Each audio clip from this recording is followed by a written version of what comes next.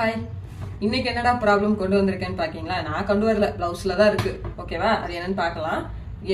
பிளவுஸ்ல அடுத்த மூணாவதா உள்ள மேஜர் ப்ராப்ளம் என்னன்னா, இங்க பிளவுஸை பார்த்தா கொஞ்சம் சுருக்கும், இங்க பார்த்தா சுருக்கும், எல்லா இடத்துலயும் கிரீஸ் விழுந்த மாதிரி வந்து பிளவுஸ்ல இருக்கு. இது ஒரு மேஜர் ப்ராப்ளம் தான். இதுதான் மூணாவது மேஜர் ப்ராப்ளம். இது day 4 of blouse problem and solution. ஓகேவா? இதுக்கான ரீசன்ஸ் வந்து நம்ம வந்து சொல்றேன்.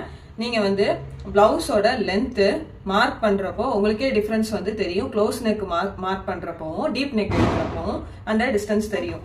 க்ளோஸ் நெக் எடுக்கும்போது நம்ம ஃபுல் ஷோல்டரை 2ஆல டிவைட் பண்ணி ஷோல்டர் வந்து மார்க் பண்ணுவோம். சரிங்களா? அப்படி மார்க் பண்றப்போ நம்மளோட ஷோல்டர் வந்து எக்ஸாக்டா வந்து கரெக்டா இருக்கும். அப்போ இந்த இடத்துல வந்து நமக்கு சுருக்கம் விழத்தான் செய்யும். அப்படி பண்றப்போ இது 1/2 இன்ச் உள்ள அந்த லென்த் ஸ்ட்ரெயிட் லைன் எடுத்து அதுல இருந்து 1/2 இன்ச் உள்ள நீங்க மார்க் பண்ணி அதை ஒரு ஸ்ட்ரெயிட் லைன் போட்டு கர்வ் லைன் எடுக்கிறப்போ இங்க இருக்க சுருக்கத்தை நம்ம கம்மி பண்ணலாம்.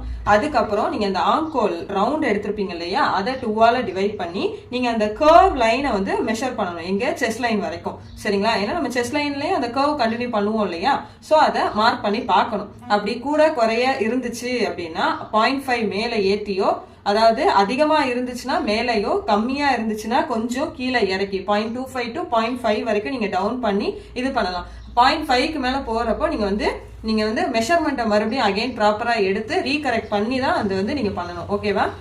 இந்த இதை நீங்க வந்து ட்ரை பண்ணி பாருங்க. நான் உங்களுக்கு டயக்ராம் மூலியமா வந்து கரெக்ட் பண்ணி காட்டியிருக்கேன். அதையும் பாருங்க. பாத்தீங்கன்னா உங்களுக்கு இது ஃபுல் ஷோல்டர் டிவைடட் பை 2 போடுவோம். சரிங்களா?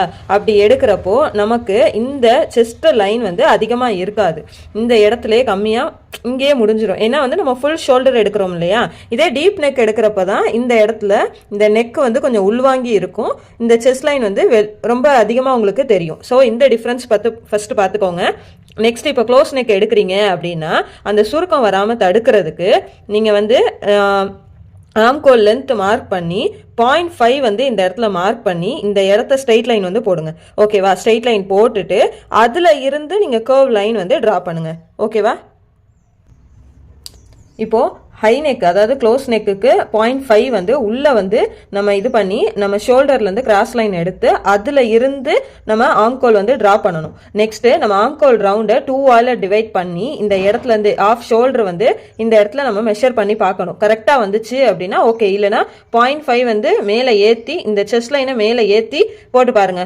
கம்மியாக வந்துச்சு அப்படின்னா நீங்கள் வந்து 0.5 கீழே 0.5 மேலே அப்படி இது பண்ணி நீங்கள் வந்து அலைன் பண்ணி பாருங்கள், உங்களுக்கு கரெக்டாக வரும். இப்போ இதே டீப் நெக் எடுக்கிறப்போ நம்மளோட ஷோல்டர் லென்த்தில் இருந்து வெளி பக்கமாக வந்து 1/2 இன்ச் மார்க் பண்ணி இந்த கர்வ் வரைஞ்சி மெஷர் பண்ணி பாருங்கள். மெஷர் பண்ணி கண்டிப்பாக கிளியர் ஆயிரும். உங்களோட நெக்ஸ்ட் டவுட் என்னன்னு